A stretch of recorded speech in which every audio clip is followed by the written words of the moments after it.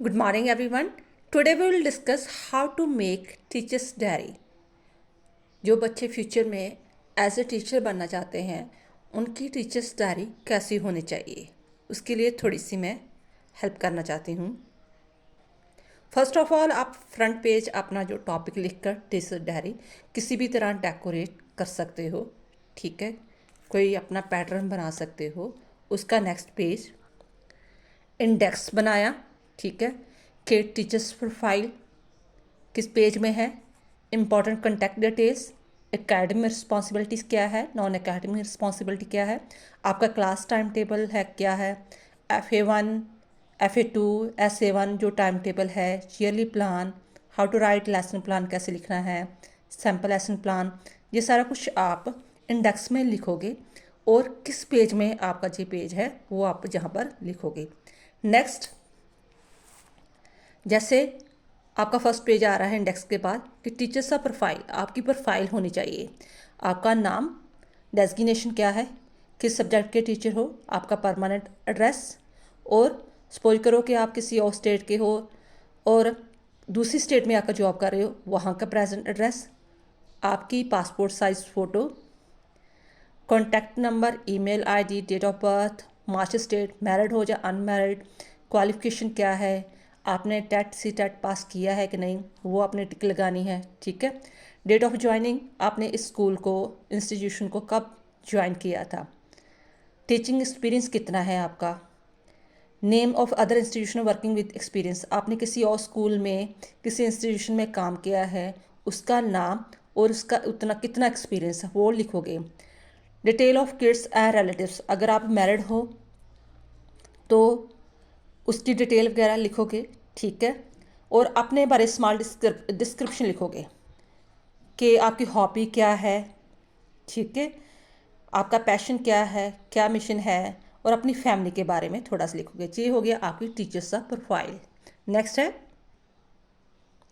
Important contact details. Diary में लिखना ज़रूरी है कि आपके जहाँ पर आप काम करते हो उसके जो है कॉन्टैक्ट नंबर ज़रूर लिख कर रखो अपनी डायरी पर।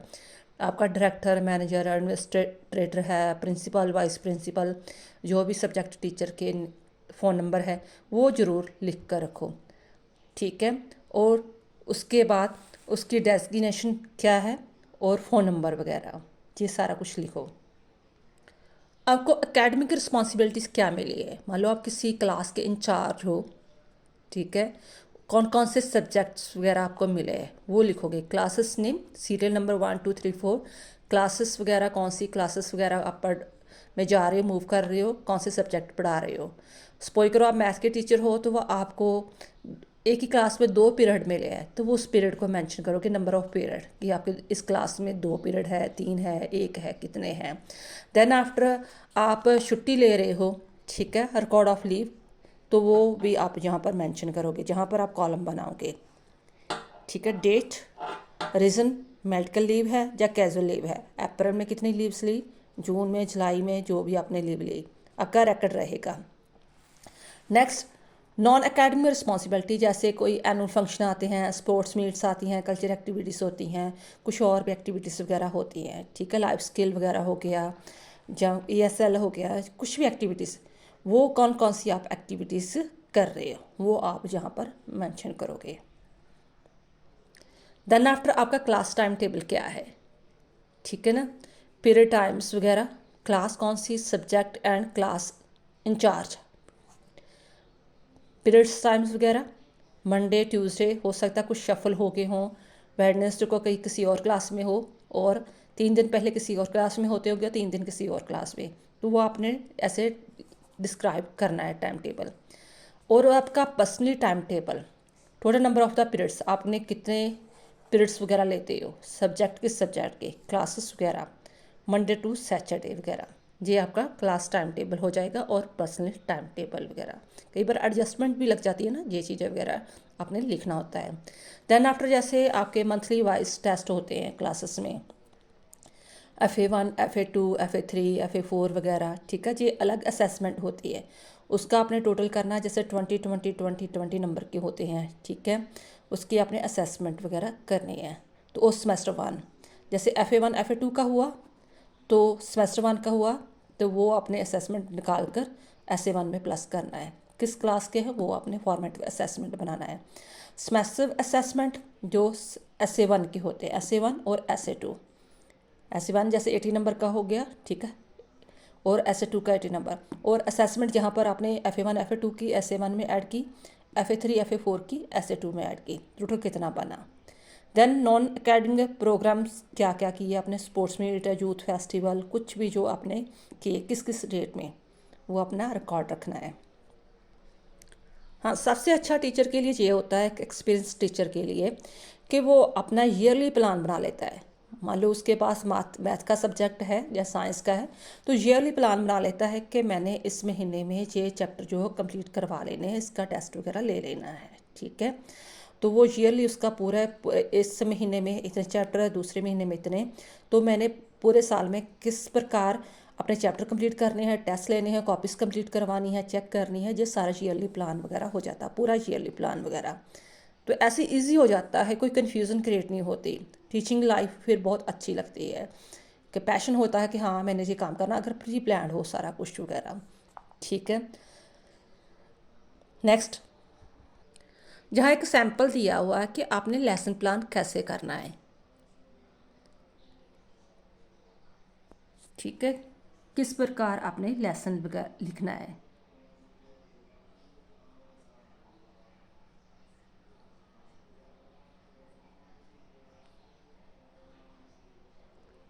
कि जो भी आपने लेसन प्लान किया, देन आफ्टर आपने क्लास में डिलीवर किया वो लेसन, तो उसकी लर्निंग आउटकम्स क्या आए, क्या आपने मेथड्स अपनाए, पोस्टर वगैरह यूज़ किए, जहाँ आपने कोई टीचिंग एड्स वगैरह यूज़ की, एक्टिविटीज़ कौन सी की, और कंक्लूज़न क्या निकला, किस बच्चे सचमुच में अंडरस्टैंड किए कर पाएँ या कुछ कर पाएँ, कितने वो ग्रैस्प कर पाएँ उन चीज़ों को, ये सारा कुछ अपने लिखना होता है। सैम्पल लेसन ऑफ प्लान दिया हुआ है बायोलॉजी का।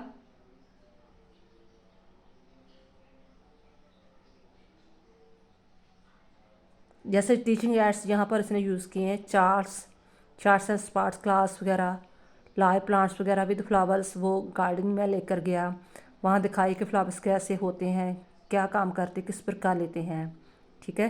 क्लास वर्क दिया, टेस्ट पेपर, क्विज कंपटीशन रखा, बैकग्राउंड नॉलेज जो चेक की, 1 मिनट पेपर वगैरह लिया, टीचिंग प्रोसीजर मैथडोलॉजी जो की यूज़ की, कंक्लूजन क्या निकला, असाइनमेंट दी उनको बच्चों को, ड्राइंग स्किल वगैरह हुई उनकी, रोल प्ले वगैरह किया। इस प्रकार आप लेसन प्लान कर सकते हो। ऐसे अपने रजिस्टर में लिख लेना है लेसन प्लान, क्लास या सेक्शन, सब्जेक्ट कौन सा है, आप टॉपिक कौन सा पढ़ा रहे हैं, जो यूनिट वगैरह, डेट, वो टॉपिक आप किस डेट से लेकर किस डेट तक ख़त्म करोगे, कितने पीरियड में ख़त्म करोगे, लर्निंग आउटकम क्या होगी, ठीक है, कंसेप्ट एनालिसिस क्या होगा, FA 1 एक्टिविटी प्रोजेक्ट वगैरह क्या दिया होगा, गिफ्टेड बच्चों को क्या काम दोगे, ये नहीं कि जो सारे बच्चे हैं एक जैसा ही काम दोगे, हर बच्चों को अलग अलग काम दोगे, गिफ्टेड को अलग, एवरेज को अलग, जो बिलो एवरेज है उनको अलग काम दोगे, तभी ही आपके बच्चे जो अच्छी तरह रिस्पॉन्स दे पाएंगे।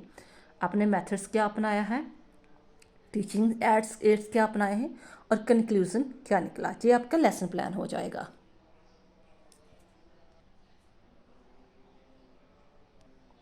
हाँ, और जो सबसे इम्पोर्टेंट चीज़, आप PTA मीटिंग भी अटेंड करते हो, है ना,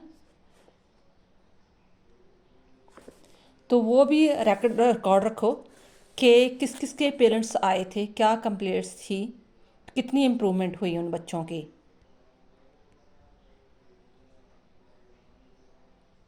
तो वो ऐसे सीरियल नंबर लिखा, डेट वगैरह, ठीक है, एजेंडा टॉपिक क्या था, क्या टॉपिक वगैरह, आप अपने प्रिंसिपल को भी अच्छी तरह बता पाओगे, आपके नोटिस में रहेगा कि सचमुच में ये बच्चा, इसने कितनी इम्प्रूवमेंट की है, या मिसबिहेवियर है, किस बात के लिए है, क्या प्रॉब्लम चल रही है, तो टीचर या बच्चे क्या जो पेरेंट्स कितने सेटिस्फाइड हैं, क्या रिमार्क्स दे रहे हैं, तो वो आपकी ऐसे रिपोर्ट बनी रहेंगी।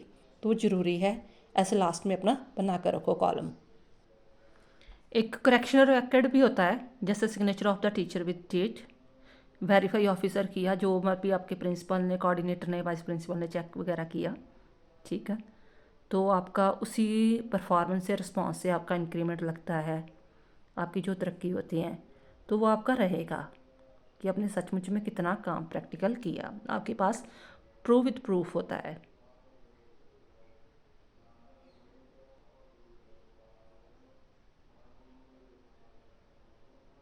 ये फ्यूचर में अपने पास भी आप रिकॉर्ड रख सकते हो। जब सपोज करो कि इस इंस्टीट्यूशन को छोड़कर आप किसी और इंस्टीट्यूशन में जाना चाहते हो, तो आप इसकी पिक्स वगैरह ले सकते हो और दूसरों को दिखा सकते हो कि मेरा रिकॉर्ड इतना अच्छा था, मैं इतनी अच्छी तरह काम करता था। और फ्यूचर में भी आपके लिए ये डायरी हेल्पफुल होती है। और लास्ट में आपका rating of teachers term 1 and term 2 बन जाता है। एक बार आपने डायरी कंप्लीट की हो, बनाई हो, तो वो हेडेक की ही ख़त्म हो जाती है। अगर आपने टीचिंग प्रोफेशन में ही रहना है, आप उसी सब्जेक्ट के मास्टर, उसी को लेकर बार बार आप कॉपी कर सकते हो। जो लेसन प्लान है, ईयरली प्लान है, बाकी तो चलो रिस्पांस परफॉर्मेंस बच्चों की अकॉर्डिंग है। तो काफ़ी हेडेक कम हो जाती है अगर एक बार आपने अच्छी तरह neat and clean teachers diary बनाई हो। थैंक्स।